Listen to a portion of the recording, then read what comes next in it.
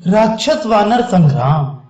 तब रावण ने क्रोधित होकर युद्ध के लिए बड़े यशस्वी वीरों को बुलाया, जो युद्ध की तैयारी की सारी रीत जानते थे।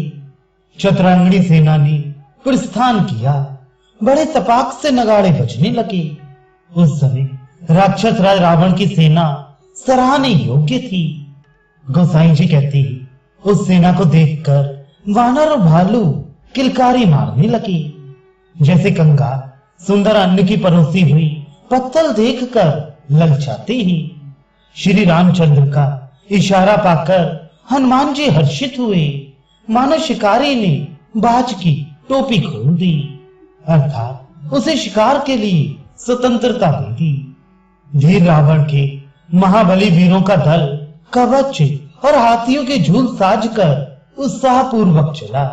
यहाँ मेरु और मंदर पर्वत के समान विशाल वानर और भालुओं ने समुद्र के किनारे के पर्वत और शाल वृक्ष उखाड़ लिए। गोसाई जी कहती है, फिर दोनों दल क्रोधित हो तमक कर तथा एक दूसरे की ओर ताक कर भारी युद्ध में भिड़ गए। सेनापति लोग अपने अपने दल के वीरों की सराहना करने लगे। झुंड के झुंड बिना सिर के धड़ झूम झूम कर परस्पर क्रुद्ध हुए से नाचने लगे और श्री रामचंद्र के भी युद्ध में कठिन मार मारने लगे। जिनके मन में बड़ा गर्व था और रणवीर जिनका शरीर कभी ढीला नहीं हुआ था, ऐसे चुने हुए छबीले छैल हिरण के समान तेज भागने वाले एवं सुंदर रंग वाले घोड़ों को साजकर सवार हुए। गोसाई जी कहते हैं, जैसे हाथी को देखकर सिंह झपटता है, उसी प्रकार हनुमान जी लीलाही से सब वीरों को झपट कर पटकने लगे और वे घूम घूम कर पृथ्वी पर गिरने और कराहने लगे। इस प्रकार हठीले हनुमान जी ललकार ललकार कर राक्षसों का वध करने लगे। बड़े बड़े सजीले वीर सुंदर घोड़ों को सजाकर और तीखे भाले धारण कर घोड़ों की बागडोर छोड़कर आगे बढ़े। उनकी बड़ी बड़ी भरी हुई मांसल भुजाएं और भारी शरीर है। वे सब प्रकार बली विजयी और सुहावने मालूम होते हैं। गोसाई जी कहती है, जिनके दौड़ने से पृथ्वी कांपने लगती है और कठिन धक्कों से पर्वत डोलने लगते हैं। ऐसे रणवीर तीक्ष्ण लाखों वीरों को युद्ध भूमि में लक्ष्मण जी ने इस प्रकार नष्ट कर दिया, जैसे कोई दानी पुरुष बहुत सी संपत्ति को दान कर लोगों की दरिद्रता को नष्ट कर देता है। वानर और भालू पर्वतों को लेकर इस प्रकार चले, मानो सावन की घटा गिराई हो। गोसाई जी कहते हैं कि उधर देवताओं का नाश करने वाले रावण के प्रचंड वीर भी झुंड के झुंड क्रुद्ध होकर झपटने लगे। हठपूर्वक वैर बढ़ाने वाले रावण के बहुत से यशस्वी भी जो मैदान में अड़े थे, वे एक दूसरे से भिड़ गए और टालने से भी टलते नहीं थे। इस प्रकार श्री रामचंद्र और रावण के वीरों में ऊपरा ऊपरी करके युद्ध स्थल में खूब लड़ाई छिड़ गई। राक्षस रावण के भी तीर बर्छी और सेलों के समूह फेंक फेंक कर मारते हैं और इधर से तार और तमाल के वृक्ष व पर्वतों के बड़े बड़े पैने टुकड़े चलते हैं। गोसाई जी कहते हैं कि सब वे सिंहनाद करके भिड़ गए। उनमें जो शूर थे वे तो तलवारों के बीच में धस गए और काया खिसक गए। वानरगण नख और दांत से भुजदंडों को विदीर्ण करते हैं और भूमि पर पड़े हुए मुंड एक दूसरे का तिरस्कार करते हैं। हनुमान जी राक्षस रूपी मतवाले हाथियों के समूह का नाश करते हुए सिंह के समान युद्ध करते हैं। वे झपट कर करोड़ों वीरों को पृथ्वी पर पटक कर गरजते हैं और श्री रामचंद्र की दुहाई देते हैं। गोस्वामी जी कहते हैं कि उधर से रावण हाँक देता है, जिसे सुनकर रामचंद्र जी के पक्ष के भी अचेत हो जाते हैं। उस हाँक को सुनकर कौन ऐसा है जो धैर्य धारण कर सके। यशस्वी भी वायु नंदन युद्ध भूमि में भिड़ गए, जो इस समय काल को भी काल से दिख पड़ते ही। जिन विशाल वीर निशाचरों को विकराल समझकर काल ने भी नहीं खाया, उन रण कर्कश बलवानों को केसरी किशोर ने अपने दाम में पड़े पाया और उन्हें ललकार कर हठे हनुमान जी ने आकाश की ओर देखते हुए पूंछ में लपेट कर फेंक दिया। उनके शरीर सूख गए और बवंडर में पड़ने से आकाश में चले जा रहे हैं, लौटकर पृथ्वी पर नहीं आते। जो रावण शिव जी के पर्वत कैलाश को 20 भुजाओं से उठाकर स्वच्छंदता पूर्वक खेलने वाला था, जिसके भारी साहस को सुनकर लोकपाल, दिक्पाल, दैत्य और देवगण सभी डर गए थे। जो बड़ा यशस्वी और बलशाली वीर था, तो जिसकी कीर्ति कथा आज भी जगत में गाई जाती है, उसी रावण को हनुमान जी ने मुक्के से मारा तो जैसे वज्र के प्रहार से पर्वत गिर जाता है, उसी प्रकार वो गिर गया। जिनके महाप्रचंड भुजदंड किले से भी दुर्गम और पहाड़ से भी विशाल है, जो लाखों में प्रबल है और जिनका तेज बड़ा तीक्ष्ण है, तथा जो शूर समाज में बिजली के समान गिने जाते हैं, उन रणबांकुरे प्रसिद्ध पराक्रमी निशाचरों को हठे हनुमान जी ने प्रचार कर मारा है। और जो भी बहुत चोट खाए हुए घूम रहे हैं, उनको श्री रामचंद्र जी नाम ले लेकर अपने भाई लक्ष्मण जी को दिखला रहे हैं। हाथियों से हाथियों को मार डाला है, घोड़ों से घोड़ों का संहार कर दिया और रथों से मजबूत रथों को टकराकर तोड़ डाला। हनुमान जी की चंचल चपेट, लातों की चोट और चुटके काटना देखकर निशाचरों की सेनाएं घबरा गई और चक्कर खाकर गिरने लगी। श्री राम बार बार अपने सेवक की सराहना करते हुए कहते हैं, लक्ष्मण, तनिक हनुमान जी का युद्ध कौशल तो देखो, उनकी लंबी पूंछ कैसी शोभायमान है, जिसमें लपेट लपेट कर वे राक्षस वीरों को पटक रहे हैं। गोसाई जी भी अपने सुजान स्वामी की सेवक वत्सलता की रीत की सराहना करते हैं।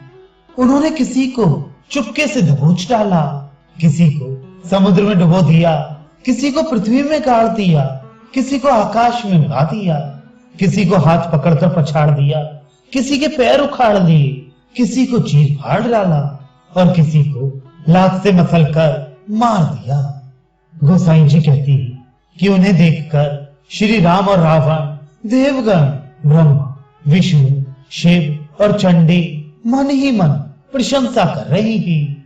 हनुमान जी ने बड़े बड़े यशस्वी वीर और बलवान निशाचर सेनापतियों को मार डाला। तब जिनके भुजदंड बड़े उद्दंड हैं, ऐसे बहुत से प्रबल और प्रचंड राक्षस वीर दौड़े और उन्होंने हनुमान जी को घेर लिया। किंतु महाबलशाली वीर हनुमान जी सिंह के समान गरज कर उन वीरों को लांगुल घुमा घुमा कर जहां तहां पटकने लगे। उन्होंने मार लातों के राक्षसों के अंग प्रत्यंग तोड़ डाले। वे गिड़गिड़ाते हुए भागे जाते हैं और श्री रामचंद्र जी की दुहाई देकर कहते हैं कि हे तुलसीदास के स्वामी हनुमान, हमारी रक्षा करो। वे ठौर ठौर पड़े करा करा कर उठते हैं। उन्हें देख देख कर शिव जी और सिद्धगण ढाका मारकर हंसने लगे।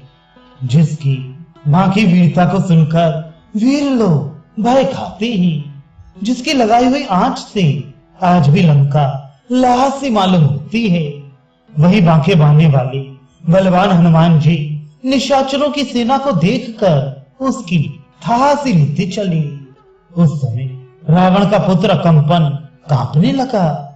अतिकाय का शरीर सूख गया और कुंभकर्ण भी आकर अहासी लेकर पड़ रहा। जैसे गजराजों को देखकर सिंह दौड़ता है, वैसे ही श्री रामचंद्र जी के वीर साहसी पवन पुत्र हनुमान जी उन्हें देखते ही गरज कर दौड़े। जो उन्मत्त वीरों में शिरोमणि रावण के साहस रूपी शैल शिखर को विदीर्ण करने के लिए मानव वज्र की टांकी है, उन हनुमान जी की भयंकर ललकार को सुनकर दिक्पाल दांतों से पृथ्वी को दबाकर चित्कारने लगते हैं। कच्छप और शेष जी भय के मारे सिकुड़ जाते हैं और शिव जी भी संदेह में पड़ जाते हैं। पृथ्वी तथा सुमेरु विचलित हो जाते हैं। सातों समुद्र उछलने लगते हैं। ब्रह्मा जी व्याकुल तथा बधिर होकर दिशा विदिशाओं को झांकने लगते हैं और घर घर में निशाचरों की स्त्रियों के गर्भपात होने लगते हैं।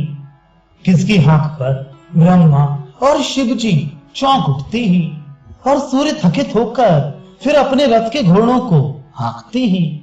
किसके तेज की भयंकरता को देखकर भीमसेन जैसे बलसीम वीर भी हाथों से नेत्र मूंद लेते हैं। बुद्धिमान लोग तुलसीदास के स्वामी हनुमान जी के यश का गान करते हुए कहते हैं कि उन्होंने अच्छे अच्छे कीर्तिशाली वीर शत्रुओं पर धाक जमा ली। कोई बतलाई तो सही कि हनुमान जी के समान बांका वीर आकाश, मनुष्य लोक और पाताल में कहां है।